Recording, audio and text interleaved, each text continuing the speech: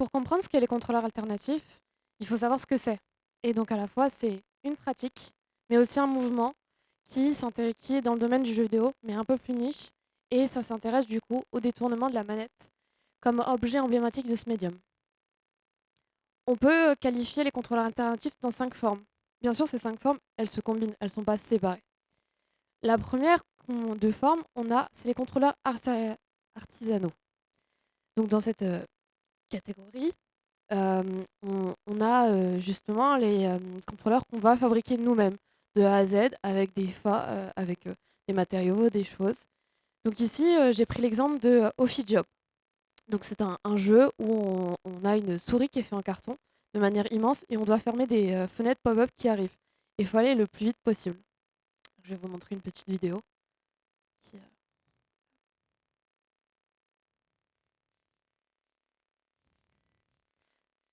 Donc cette souris, elle a été faite totalement par les créateurs. Et on a vraiment du coup ce jeu et cette souris qui sont faits. Il y a vraiment un côté bric-à-brac euh,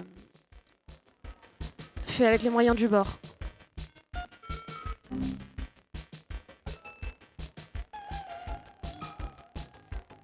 Ce jeu-là, il a été fait pendant le cadre d'Eniroff, qui est une fête foraine contemporaine qui met en avant justement d'autres types d'interactions de ce genre, mais pas que du contrôleur alternatif.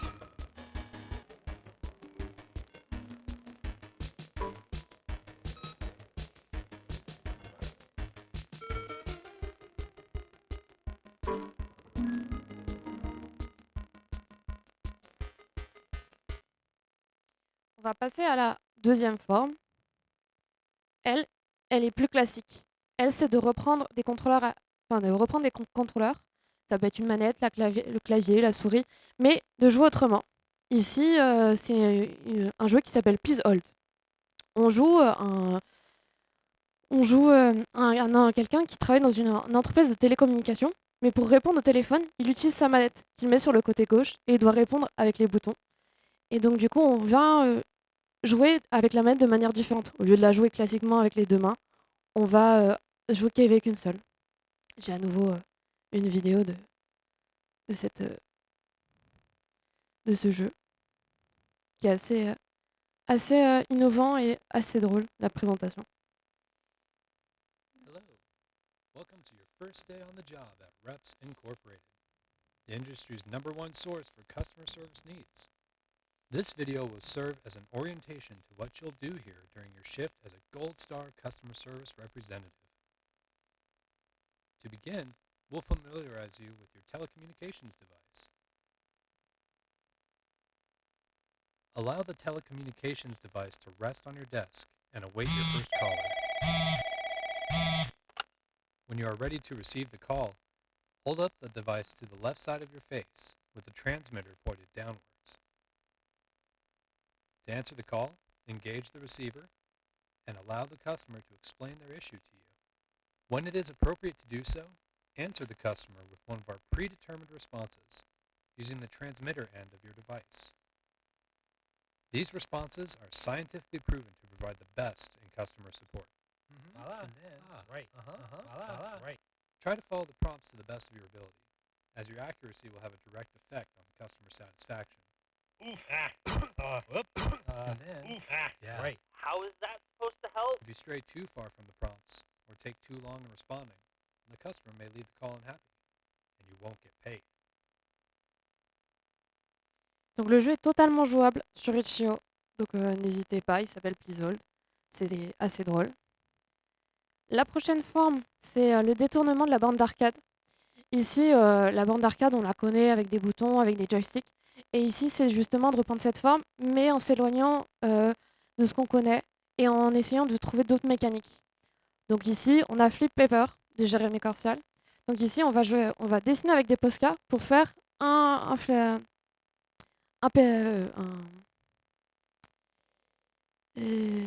pardon, excusez-moi. Un flipper. Voilà, pardon, excusez-moi. Et donc le dessin est scanné par la machine et il est renvoyé. Du coup, on peut jouer au flipper avec. On a vraiment ce côté très technologique qui est assez impressionnant.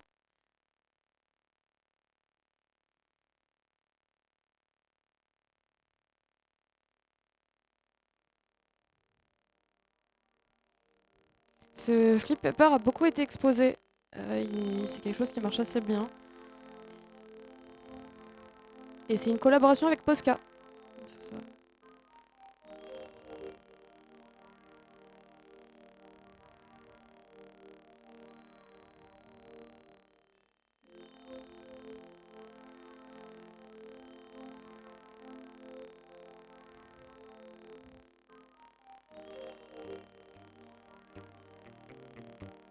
Et donc toute la partie où c'est coloré, c'est la machine qui a du coup interprété les dessins pour et chaque couleur veut dire quelque chose dans le jeu. Donc il y en a où c'est plus des rebonds, d'autres où c'est des plateformes, etc.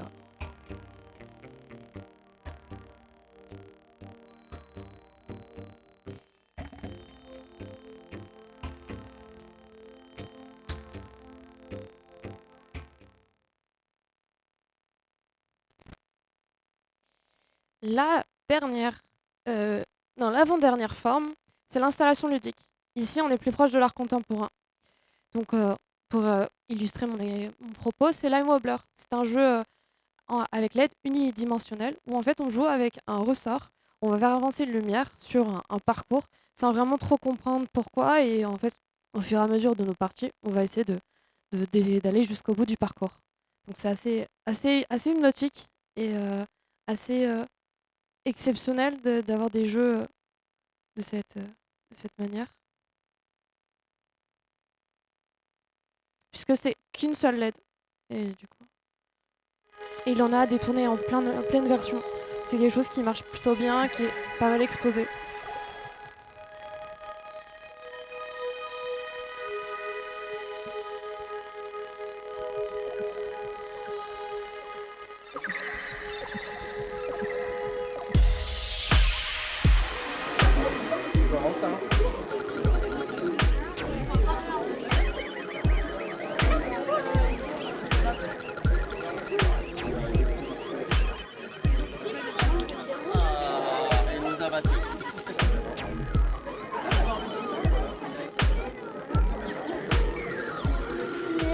I experiment a lot with these in game jams and different events to see what I can build, often starting from a small mechanic and then building upwards. So for example, for Line Wobbler, I decided, okay, I want to use a spring as a mechanic. And so see, maybe I can make it as a joystick, and then figuring out what sensors do I use to control how far you bend.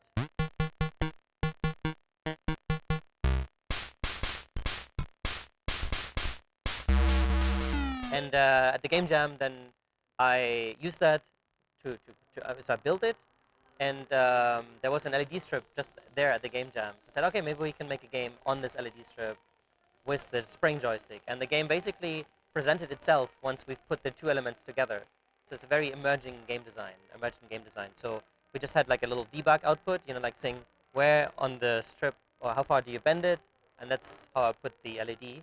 Said, okay, this looks cool. And then when I let go and it wobbles and it shakes back and forth, it actually looks like a bit violent. So maybe it's an attack. So maybe we add enemies. So now we have a moving dot and enemies. So what else can we add? And so build it up from there. And that's how I do a lot of my experiments. So I start small and then build upwards. Et du coup, pour la dernière forme, on se retrouve ici. Ici, c'est la connexion entre le théâtre et le jeu vidéo. Donc ici, j'ai pris l'exemple de Take Control. Take Control, c'est une performance où deux joueurs vont jouer un couple et le public a un laser et va devoir pointer à ce couple différents objets dans l'appartement pour essayer de découvrir ce qui s'est passé. Donc on a vraiment le côté de s'il y a une foule qui regarde, c'est une performance. Et donc j'ai malheureusement pas de vidéo, mais je trouvais ça très intéressant il n'y a ni électronique ni écran qui justement montre d'autres façons dont on peut faire du jeu vidéo. Pour revenir sur du coup d'où vient le contrôleur alternatif, je suis aussi, on essaye de voir quel a été le premier. Donc ici c'est Paint Station en 2001 du collectif Fur. Donc c'est un jeu qui s'inspire du coup un jeu de mots avec PlayStation et qui s'inspire de Pong et d'un jeu allemand, d'un jeu de cartes qui s'appelle Fingerklop. Donc c'est un jeu de cartes où si on perd le jeu, on reçoit une petite punition sur la main. Ici, malheureusement, ça devient beaucoup plus violent et beaucoup plus agressif. Les joueurs doivent poser leur main gauche sur le PU, le Pen Execution Unit, donc la cellule d'exécution des peines. Et si le joueur loupe la balle et atterrit dans un carré, il peut avoir une punition. Donc cette punition peut aller de l'impulsion thermique, du choc électrique et des coups de fouet. Et c'est assez violent parce que les joueurs se retrouvent avec des blessures sur leurs mains si ils continuent leur partie. Il y a pas mal de photos et tout. Je vous montrerai pas, on évite, mais je vais vous montrer aussi du coup comment est le jeu. Donc c'est une simulation à la fois de les joueurs qui continuent à jouer, mais tout en sachant qu'ils peuvent avoir une peine, tout en sachant est-ce qu'on continue à jouer, est-ce qu'on s'arrête.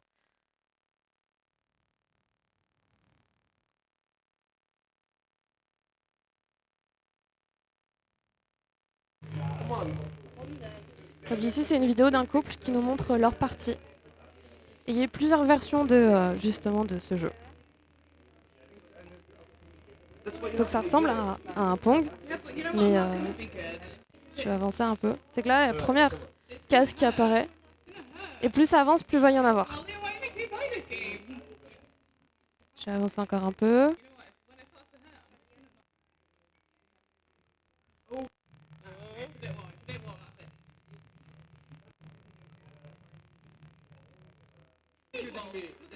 Et là, je crois qu'on n'est pas loin de...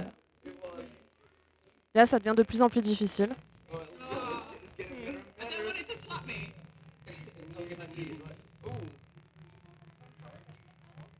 Là, du coup, je crois que c'est juste de la chaleur. Et là, on a le coup de fouet. Donc on a vraiment ce côté-là. Le premier contrôleur alternatif est un non-objet de torture. Voilà, c'est toujours intéressant de savoir. Ce qui est aussi très intéressant, c'est son lien fort avec l'arcade, surtout l'arcade moderne au Japon, qui est justement cette havre de créativité que en fait on peut retrouver dans le contrôleur alternatif.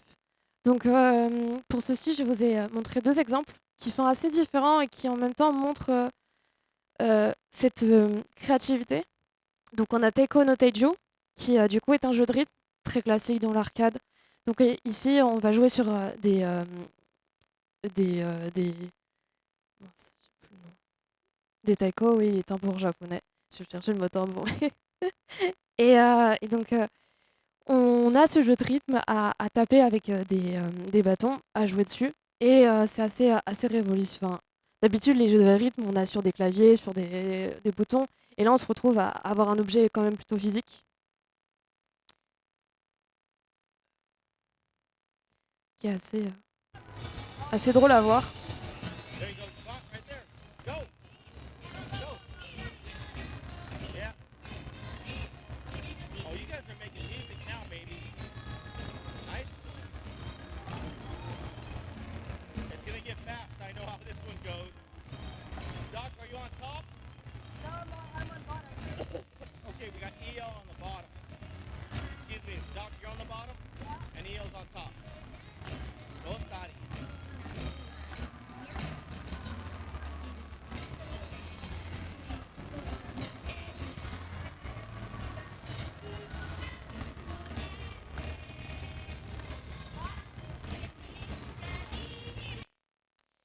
Et je vais vous parler du suivant, que je trouve exceptionnel et vachement drôle. C'est Burning Running de Sega, qui est apparu du coup au début des années 2000-2010. On devait du coup une course sur un tapis roulant. On se dit normalement c'est quelque chose qu'on trouve dans une salle de sport et pas dans de l'arcade.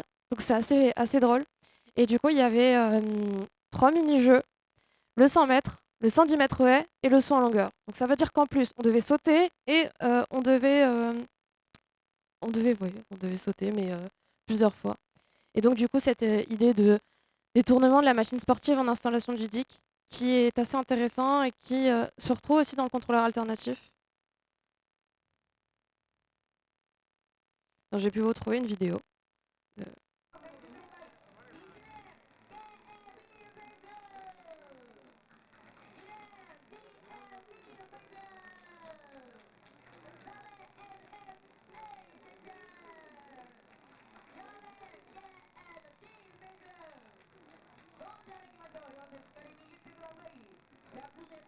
Faut bien se préparer en tant que sportif, là, c'est important.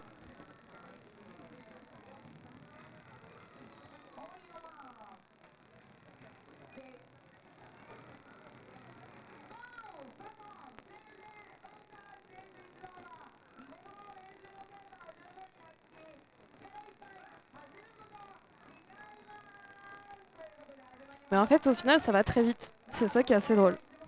C'est que on n'y reste pas des heures.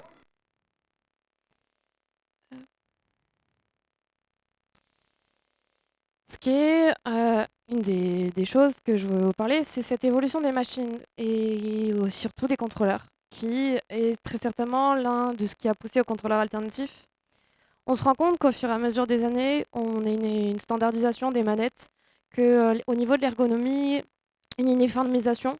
Les marionnettes deviennent tout en plastique, les boutons deviennent un certain standard, les sticks analogiques, ces boutons, les gâchettes, que on se retrouve avec pas mal de boutons et que du coup, ce n'est plus les manettes qui contraignent le jeu, c'est maintenant les jeux qui contraignent les manettes où elles doivent avoir un nombre d'actions possibles différentes pour pouvoir adapter, pour qu'il y ait le plus de jeux possibles. Et c'est cette standardisation qui fait que le joueur ne se souvient plus qu'il a une manette entre les mains, qu'il perd cette rugosité, qu'il perd justement cette friction et elle devient elle n'est plus qu'un objet comme un autre et on oublie qu'elle est là dans un jeu. Et c'est ce qu'on a peut-être envie de faire quand on fait du contrôleur alternatif, c'est de changer cette vision-là de ce qu'on peut faire des manettes. Alors, ce qui est intéressant, c'est que l'industrie a quand même essayé justement de faire des manettes étranges, de faire des contrôleurs étranges et de justement voir qu'est-ce qu'on pouvait faire pour quelques jeux. On a d'abord Laserscope de Konami, où c'était un casque avec un pointeur laser. Et ici, on devait dire feu pour que le jeu puisse du coup tirer. Et c'est assez drôle du coup d'avoir un contrôleur qui utilise la voix et d'avoir cette espèce de gadget au-dessus qui est assez drôle. Je vous ai trouvé une vidéo aussi. C'est toujours plus simple de montrer avec une vidéo. Qui peut être utilisée du coup pour ce Dunk Hunt et plein d'autres jeux. C'était pour Laserscope à la base. Non.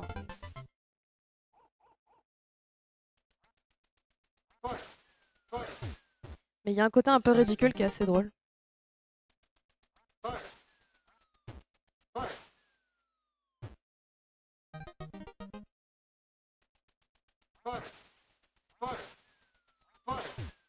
See, I missed that first shot because it just wasn't even right.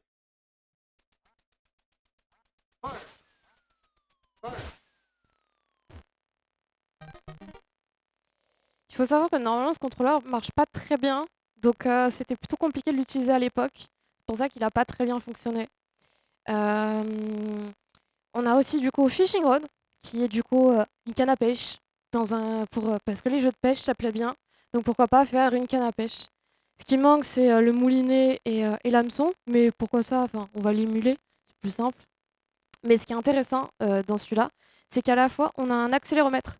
Donc on peut bouger à droite, à gauche, en haut, à bas, comme si on pêchait vraiment, avec ce petit moulinet aussi qu'on n'a pas du tout et qu'on peut retrouver sur des consoles récentes Fantasy, la Playdate, mais c'est quelque chose qu'on n'a pas, qui n'existe presque pas.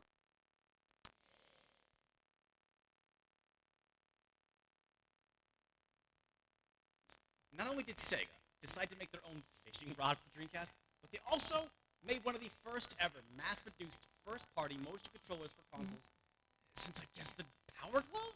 You're beautiful. I love you. And it's pretty decent to use with fishing games like Sega Bass Fishing or Sega Marine Fishing. Now, I'm no expert on actual fishing or even fishing games, but I'd say it works pretty well. Once you have a fish on, you start reeling and you're given prompts to pull the rod in a certain direction. There's not a lot of feedback for if you're doing it correctly. I'm not setting any records at Sega Lake or anything, but I got a couple of fish. This one's huge.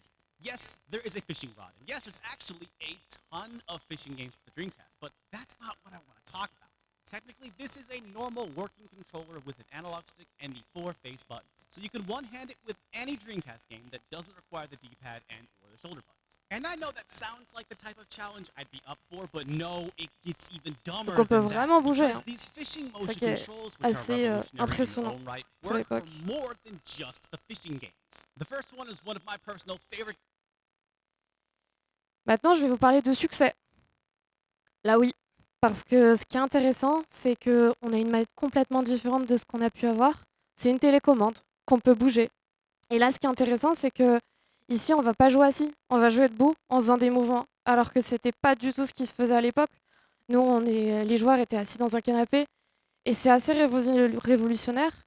Et ça a amené de nouvelles personnes à venir jouer aux jeux vidéo, des familles notamment. Et justement, cet accéléromètre, il y a un capteur pour détecter la position. Donc on n'est plus dans cette idée de performance et chez Nintendo, on a vraiment cette idée de il faut jouer, il faut jouer différemment. Avec un exemple de Skyward Sword. Qui montre bien comment ça... En vrai, ça fonctionnait plutôt bien à l'époque.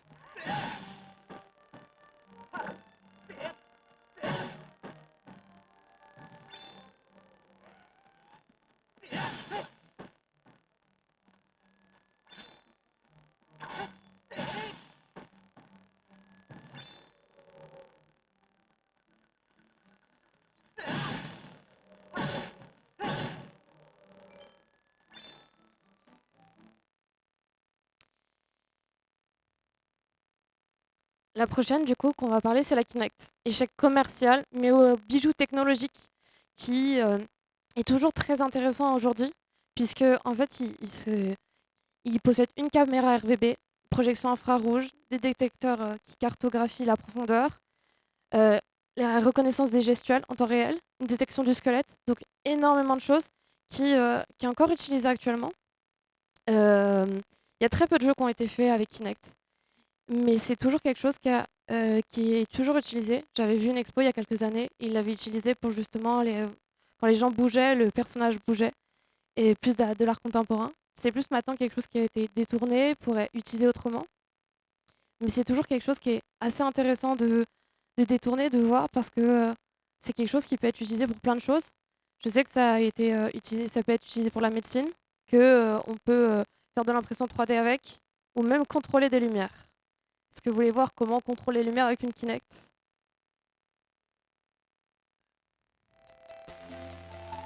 Avec tout plein de câbles.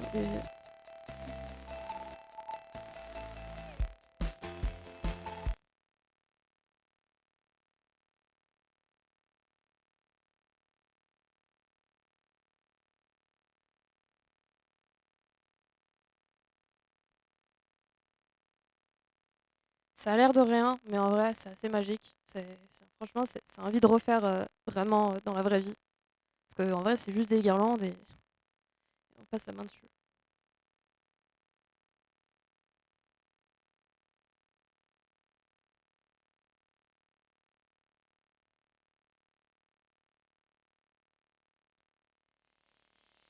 Cette culture, elle s'est pas perdue.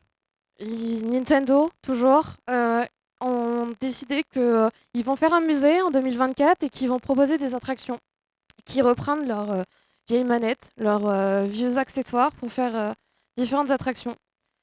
Et pour montrer aussi justement que les manettes c'est intéressant, on va décider de les mettre en grand là-haut, au-dessus des présentoirs, pour vraiment montrer que la manette c'est quand même quelque chose d'intéressant.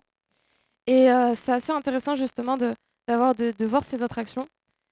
On a du coup le Lasercop SP qui reprend du coup un vieil accessoire de Nintendo où on va tirer sur les ennemis de la saga Mario contre 12 joueurs et on va devoir faire le plus de points. En bas, on a des grandes manettes géantes. Donc au lieu de jouer tout seul, on va devoir jouer à plusieurs. Ce qui est justement changer ce format va rajouter de la difficulté et justement être assez intéressant de comment on pourrait utiliser les manettes, comment les détourner d'une autre manière. Ou ici, le Game & Watch SP, où c'est avec sa propre ombre qu'on va justement jouer à Game & Watch. Et c'est assez intéressant et assez captivant parce que c'est un des premiers jeux que je vois où on utilise une ombre pour jouer avec. Et ça me donne vraiment envie d'aller tester un jour, de voir comment ça fonctionne. Et ce qui est bien, c'est que maintenant, vu qu'il est ouvert, les gens font des vidéos.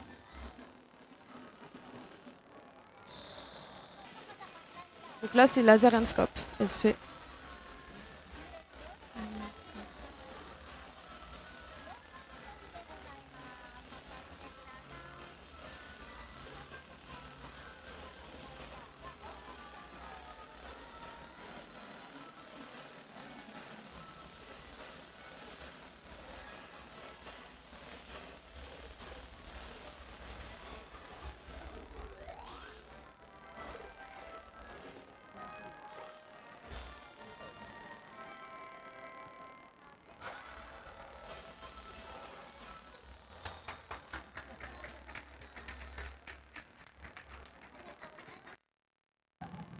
Ici, du coup, c'est l'espace manette, où elles deviennent géantes. Et bon, il faut jouer différemment.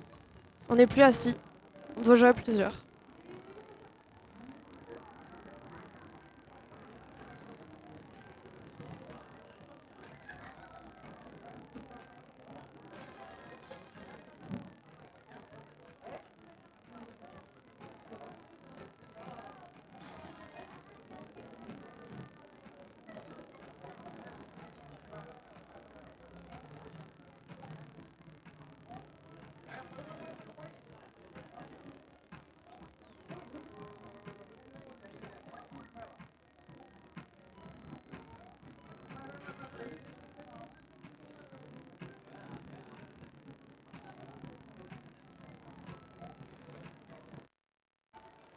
Et du coup, la dernière, Game & Watch SP, avec les ombres.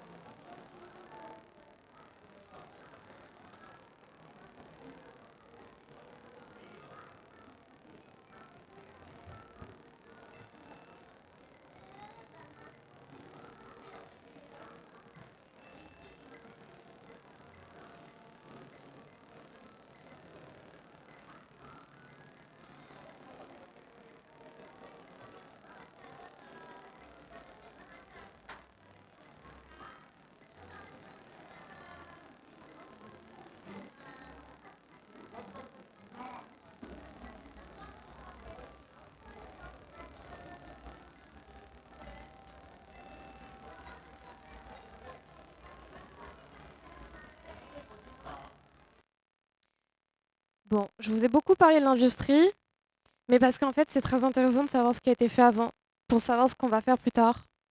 Parce que pourquoi faire du contrôleur alternatif?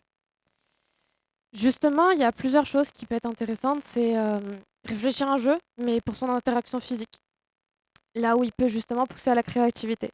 Arrêter justement de voir le gameplay de simple manière et d'essayer de le voir différemment. Décloisonner le jeu vidéo. Arrêter de vouloir caser les gens dans une seule case, pouvoir tester plein de choses, du visuel, la programmation, en passant à l'électronique. Faire des scopes ready. En quelques mois, un projet peut se faire, voire en quelques semaines. Et on n'a pas besoin de créer un jeu vidéo, on peut faire des contrôleurs alternatifs à partir de jeux déjà existants. Et surtout, ramener de la matière dans le jeu vidéo. Les manettes actuelles sont froides, lisses, on n'a aucune friction. Essayez justement de ramener ça quand on joue à un jeu vidéo. Que ce soit pour qu'il se rende compte qu'il a quelque chose en main, ou alors de jouer d'une manière différente. Ici, on a Slamdy Arcade, qui est un jeu où à la fin, tu n'as plus de manette, puisque tu les as tellement détruites qu'il faut qu'elles soient refaites à chaque fois. Donc, tout d'abord, ce serait démystifier la création du contrôleur. On n'a pas besoin de savoir faire grand-chose. Avec par exemple des kits comme Makey Makey Classic, qui sont des circuits électroniques qui font comme des manettes, on peut commencer déjà à faire des contrôleurs. Le seul souci, c'est que ça coûte cher, mais au moins, si on veut aucune compétence en électronique, tout ça, on peut commencer à apprendre avec ça. Parce que c'est très simple d'utilisation et ça, on peut faire déjà pas mal de choses avec.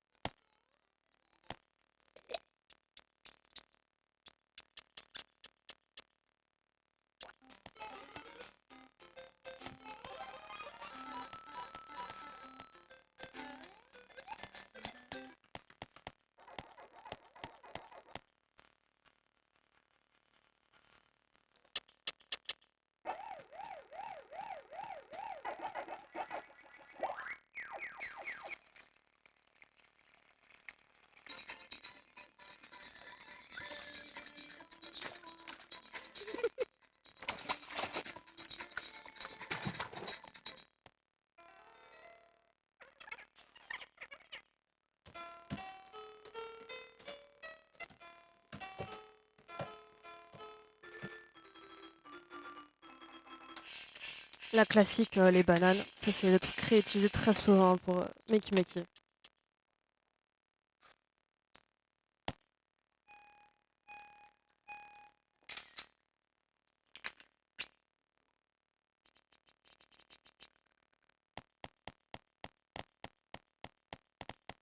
Hi, I'm Jay. And I'm Eric.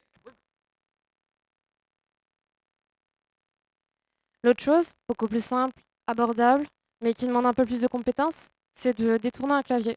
En vrai, ça ne demande pas beaucoup de choses. Un vieux clavier, on enlève les vis et on récupère ce qu'on appelle une puce de clavier. Et avec ça, on peut faire beaucoup de choses. Vraiment. Voilà quelques réalisations que j'ai faites.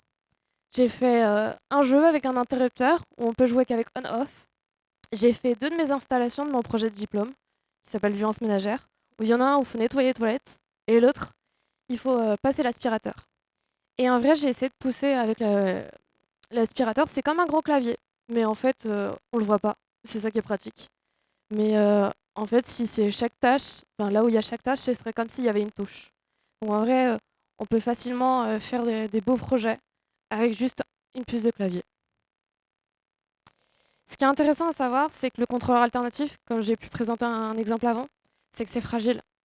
C'est pas comme les manettes qui ont été solides pour que ce soit solide et qu'on puisse la balancer dans le mur et elles sont toujours là.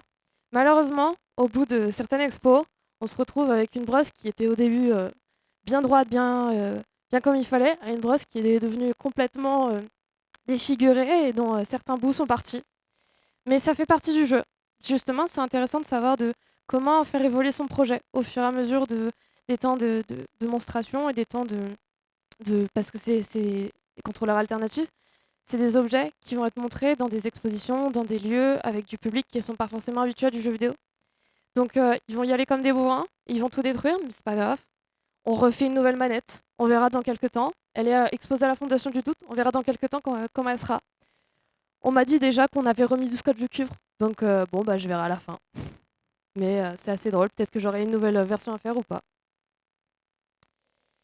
Ce que je vais conclure, c'est explorer une infinité de possibilités. Ce qui me stimule, c'est l'immense possibilité technique du médium à explorer. Moi, j'ai envie d'essayer de voir ce contrôleur alternatif avec les pratiques artisanales, mais il y a d'autres gens qui peuvent s'intéresser pour d'autres choses. Qu'est-ce que ça ferait de faire un jeu avec la tapisserie, la céramique ou du vitrail? Ce sont des questions que je me pose énormément. Et comment on peut raconter de nouvelles histoires en passant par une manière de comment on joue avec le joueur, on joue avec la manette, parce qu'il faut penser aussi au joueur. C'est lui qui va être là, qui va interagir, qui va interagir différemment. Et justement, on a de nouveaux joueurs qui n'ont pas du tout touché une manette une seule fois et qui se retrouvent à jouer à un jeu alors qu'ils n'auraient jamais touché à un jeu de leur vie. Réfléchir au contrôleur alternatif peut être aussi une porte ouverte à plus d'inclusivité, notamment sur le handicap. J'ai pas fait une slide dessus, mais c'est quelque chose qui est intéressant à réfléchir dessus et à pousser à la créativité pour ouvrir notre médium, afin que ces personnes ne soient plus exclues dans le jeu vidéo. Parce que il existe actuellement encore, l'industrie a fait des manettes, mais ça ne suffit pas, elles sont encore trop rigides, pas assez inclusives. Il faut qu'on pousse absolument à les inclure dans nos pratiques. Voilà, je vous remercie.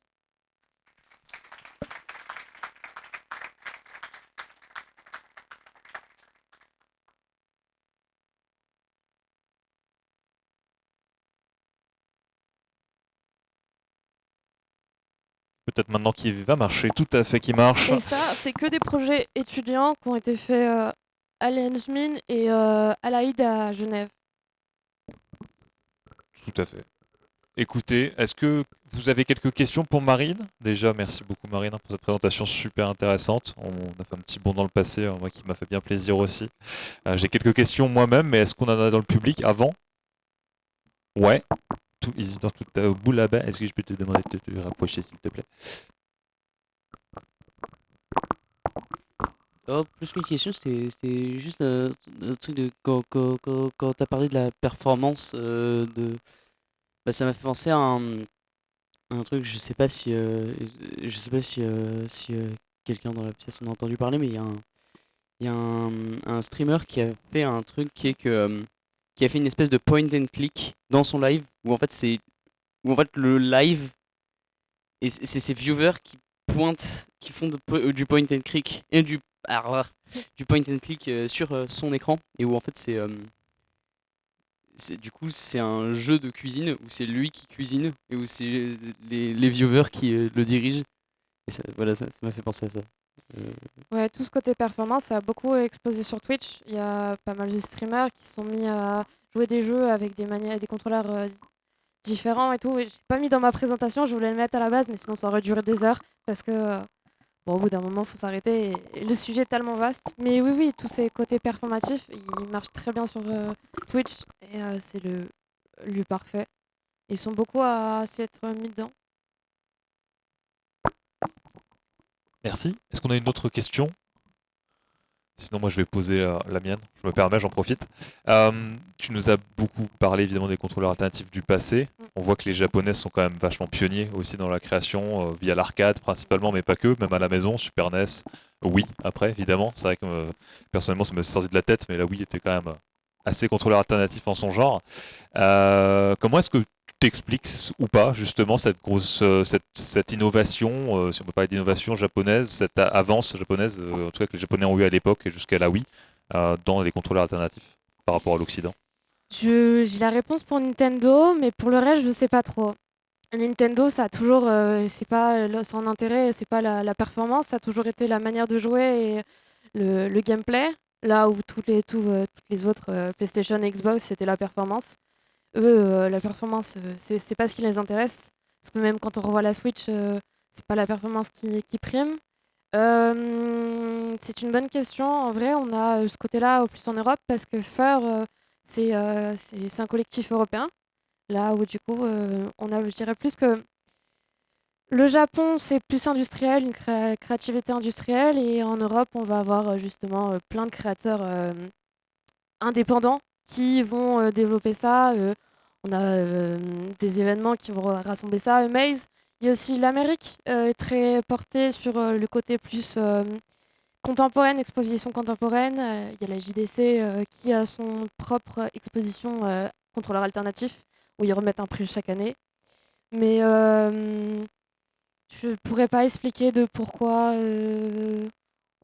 c'est des petites niches. Et le Japon est plus industriel. C'est de engouffré ce dedans. côté-là.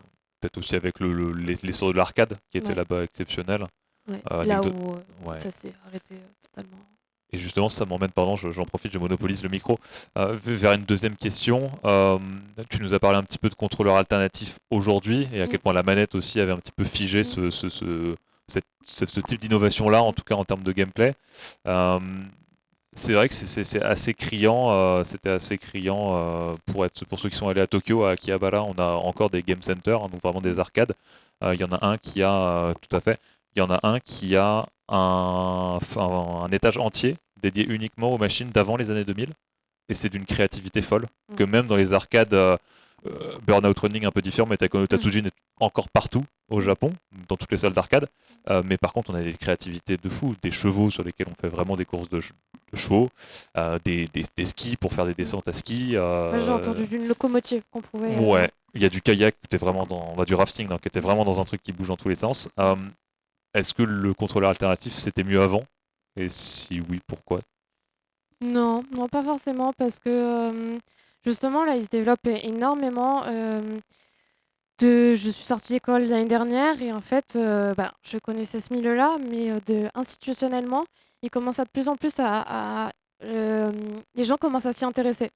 Que ce soit les acteurs culturels, mais aussi les lieux d'exposition, enfin, tout.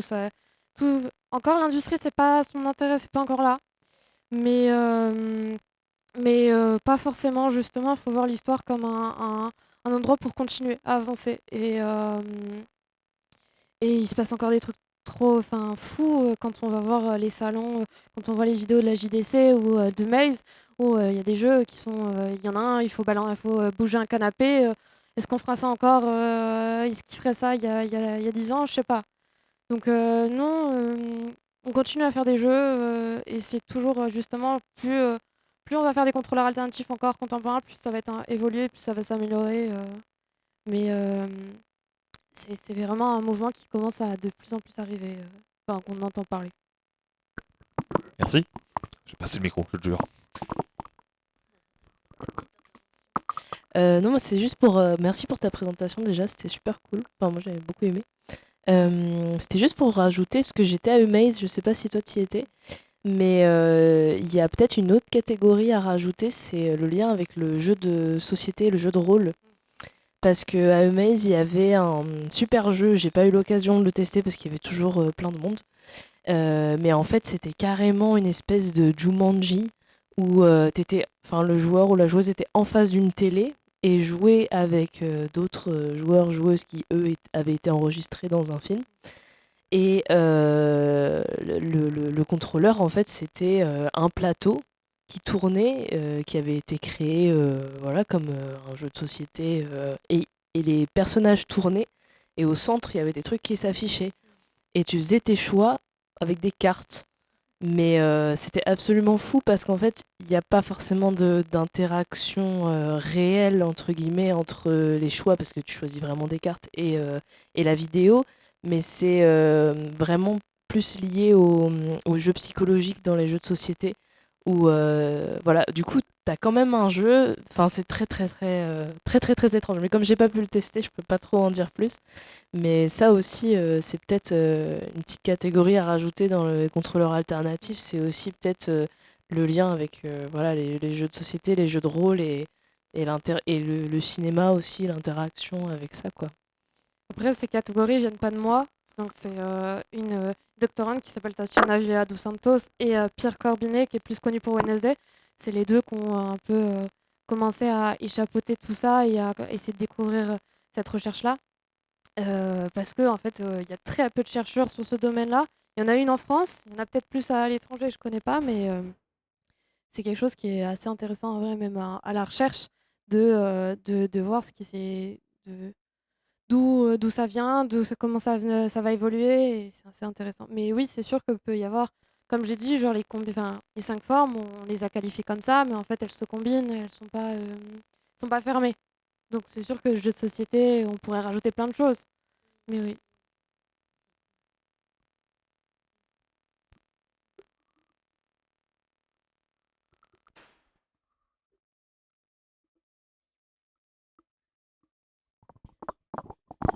Merci pour la conférence.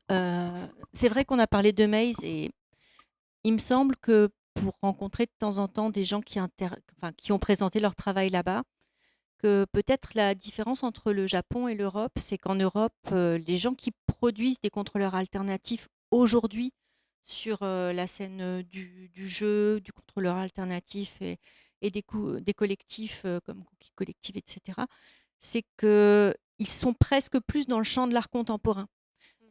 Pour des raisons d'espace de monstration, en fait. Pour gagner de Les l'argent. endroits les plus adéquats pour montrer leur travail, c'est Amaze, d'une part, qui est ce gros festival, enfin, ce gros mini-festival très indé quand même, et les lieux d'art contemporain. En France, que ce soit One Life, Tatiana ou Cookie Collective, ils montrent leurs projets dans des lieux alternatifs, dans des friches industrielles, dans des endroits aussi où on peut bricoler, où on peut dérouler des câbles, où on a un public aussi qui est prêt à expérimenter des choses bizarres et où on a de l'espace pas cher. Et c'est vrai qu'on est très loin d'un système de consommation payant, industriel, etc. Parce qu'on n'a peut-être pas la même culture d'arcade qu'au Japon. Et c'est sans doute pour ça aussi que c'est moins connu de l'univers des joueurs et plus connu des gens qui sont à la limite plutôt de l'art contemporain Et de l'art ou de la numérique. recherche, puisqu'en fait beaucoup sont à la fois chercheurs et performeurs d'ailleurs. Plus une réflexion. Ouais, et ce que je peux rajouter aussi, c'est que ça commence à se développer aussi dans le musée. Moi, je viens d'être, du coup, j'expose à la Fondation du Doute à Blois.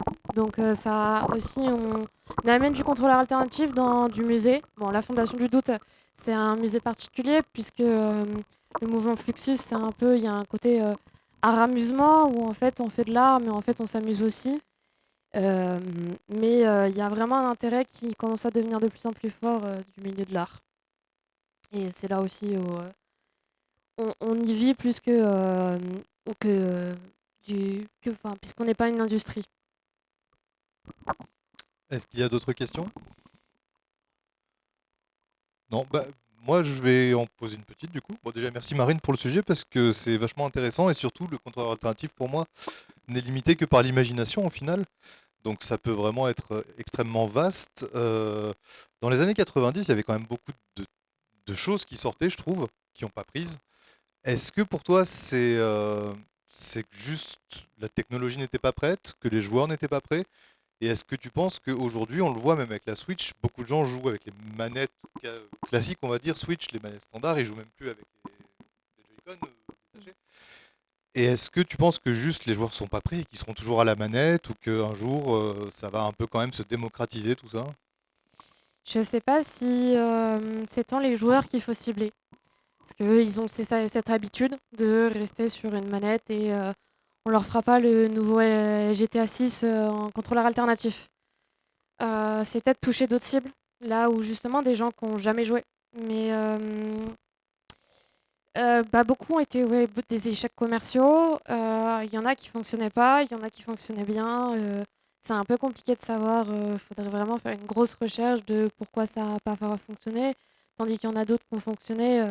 Là, oui, est un très bon exemple qui fonctionne. Donc, c'est un peu une question qui manque à réflexion et à chercher dans le milieu universitaire. Mais je pense que la cible, ça va pas forcément être les joueurs. Ou alors, il faut les emmener mais d'une autre manière, comme on a pu le faire avec l'Orléans Gaming Expo, de justement leur montrer ce qui est possible de faire avec du jeu vidéo par des profils qui justement sont atypiques. Et justement leur montrer que le jeu vidéo, c'est pas juste une manette en main et un jeu AAA. Ok, super. Ben, merci beaucoup. S'il y a encore une petite question? Ah bah, super.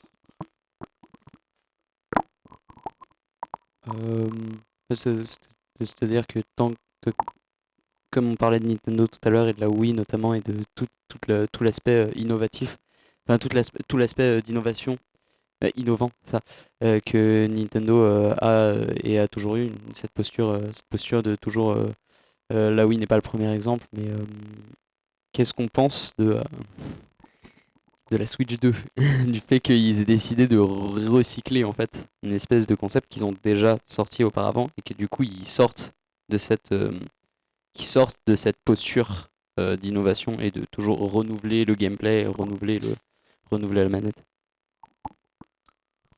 C'est une bonne question. J'avoue que la Switch 2 est un peu chère pour mon budget, donc j'ai pas pu la tester. C'est vrai que elle n'a pas été tant poussée que ça déjà la Switch, que ce soit sur ses manettes, ses jeux.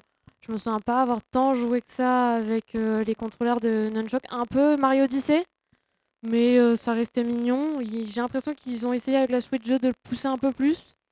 Pour l'instant, il n'y a pas encore assez de jeux. En fait, c'est ça. C'est qu'il faut des créateurs derrière qui vont pousser la machine toujours plus loin, toujours et montrer les possibilités et pas que ça reste. Peut-être qu'un jour on aura justement ces créatifs là, mais si Nintendo le fait pas, j'ai l'impression que personne va le faire, quoi.